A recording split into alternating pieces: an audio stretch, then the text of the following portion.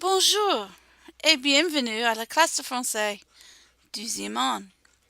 Today we are talking about the imperfect. L'imparfait, the imperfect past tense. For this lesson, we are going to introduce students to the imperfect tense and when it's used, and to learn how to conjugate the imperfect tense in French. So, the imperfect past tense is used to express habitual, repeated, or continuous actions in the past.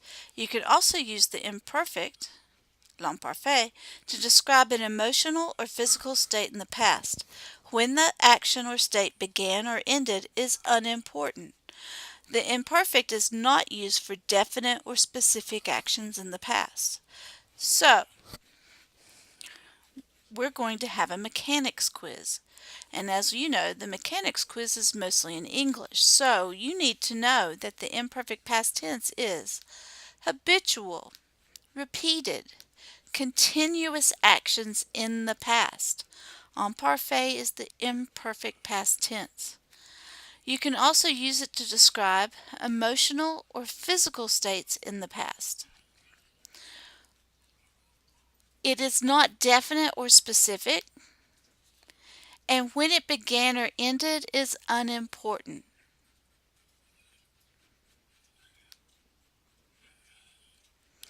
This is one of the easiest tenses to form even for irregular verbs because there are only 3 verbs that will have irregular stems that don't follow the rules. 3 verbs that we'll use. So what you're going to do is go to the present tense of any verb except for 3. Find the nous form. You're going to drop the ONS. Then you're going to add your new endings for the imperfect. Now check this out. This is a mix of regular and irregular verbs. And if you notice, we go to the new form, we drop the ONS, and so you have your stem. So for aller, your stem is all, A-L-L. For avoir, your stem is A-V, av. For parler, it's P-A-R-L. Notice we went to the new form, we dropped the ONS. Finir is a regular IR verb, so remember the plural forms of IR verbs start with ISS. So we have the finissant, we drop the ONS, we have finis as our stem. For vendre, a regular RE verb, basically you're dropping the RE. And for sortir, which is an irregular verb that kind of wants to be a RE verb, again, it's just like dropping the IR. It's going to be sort, and then you add your endings. Now, the 3 verbs that are irregular, you don't drop the ONS because there's no ONS to drop. For example, être, the nous form is somme. Okay? And then pleuvoir and falloir only have il forms. So, you're going to do être. The stem is going to be E accent aigu T. And pleuvoir is going to be P-L-E-U-V and falloir is F-A-L-L. Or il pleuvait and il fallait. So what are our endings that we're adding? So happy you asked. Our endings are AIS, AIS, AIT, IONS, IEZ, AIENT. Yeah, that's a lot of vowels. So we're going to do prendre. Prendre is an irregular RE verb. The nous form is prenons. So we drop the ONS and we got our stem, P-R-E-N.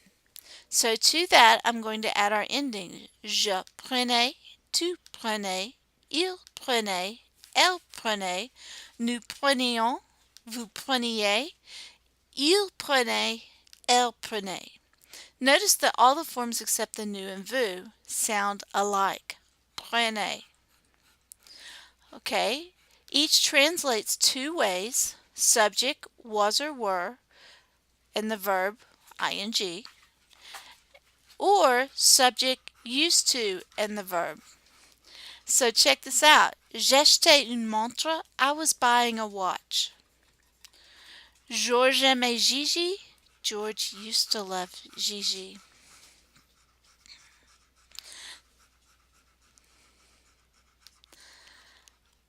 So what do we do with those irregular noose form verbs, like GER verbs and CER verbs? Well, for GER verbs, we're going to keep the E that you would add before your ONS. We're going to keep that for all the forms except for new and VU. For CER verbs, we're going to keep the cesadia. The cesadia for all the forms except new and VU. Now, for an accent change verb, or where an accent appears and disappears verb, or other spelling changes, we're just going to keep the infinitive form. So, which is basically the noose form. So you would, for example, leve, which, as we know, has the appearing and disappearing accent grave over the first E. On the noose form, it doesn't have that. So for the imperfect, it won't have that. For a verb like appeler, where we double the L on all the forms except for new and VU, same thing. We're just going to keep the singular L. Now here are several irregular verbs that we will use today in our practice exercises. And I've got the new form without the ONS, so we have our stem. I know, my dogs are getting very excited about this. So, I want you to try these. These are all verbs in present tense. But I want you to pay attention to the noose form. What was the difference between the ending for noose in present tense and for imparfait? If you said I, you're correct. So if you see a new form, all you have to do is stick a little I in before the ONS and you're good to go. The same thing if it's a VU form, stick an I before the EZ and you're golden. Some of the others you're going to have to play with. Okay, so, bonne chance.